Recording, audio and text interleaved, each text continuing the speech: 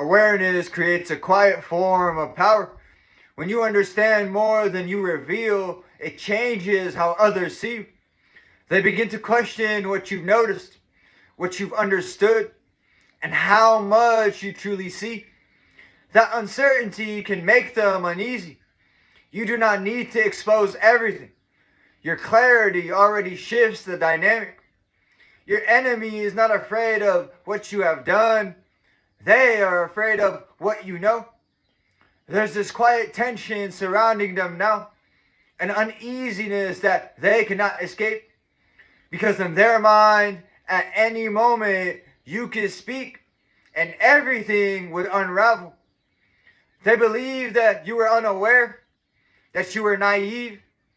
They believe that they were moving in secrecy without consequence. But what they fail to understand is this: silence is not ignorance. It is restraint. You saw more than they realized. You understood more than they ever intended. And yet you said nothing. Not because you were weak, but because you chose a higher path. As it is written in Ecclesiastes chapter 3, verse 7. There's a time for silence and a time to speak. And you chose your time wisely. While they expected confrontation, you chose separation. While they anticipated retaliation, you chose elevation. You gave your battles to God. You refused to step into the mud with them. Instead, you turned inward. You disciplined your mind. You refined your focus. You invested in your own growth, and because of that, your life began to rise steadily, quietly, and powerfully. Meanwhile, they remained where they were, stagnant, unsettled, and restless. Because guilt has a way of speaking even when no one else does. As it is written in Proverbs chapter 28, verse 1. The wicked flee when no one pursues, but the righteous are bold as a lion. No one is chasing them. No one is exposing them. And yet they are afraid. Afraid of your silence.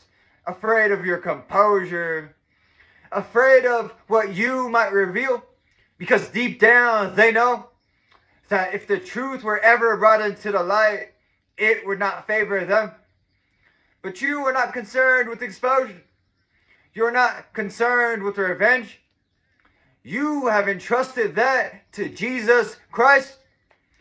As it is written in Romans chapter 12, verse 19. Vengeance is mine. I will repay, says the Lord. So you move on. You choose peace over proving a point. Growth over gossip. Purpose over pettiness. And that's what unsettles them the most. Not your voice, but your silence. Not your reaction, but your restraint. Because they expected you to fight them. They never expected you to outgrow them. I like to end this message with a parable. A man once buried a secret beneath the ground, believing no one had seen him. He walked away confident it would remain hidden forever.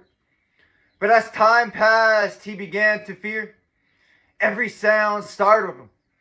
Every whisper felt directed at him. He returned again and again to check the ground, making sure it had not been disturbed.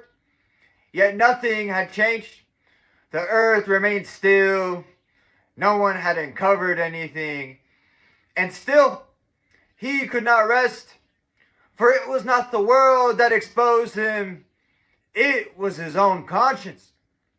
The lesson: those who act in deception often become prisoners of their own fear. You do not need to expose what was done in darkness.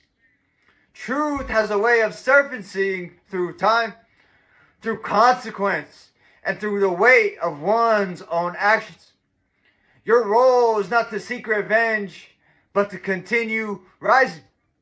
Because when you choose growth over retaliation, you not only protect your peace, you leave your enemies to confront the truth on their own.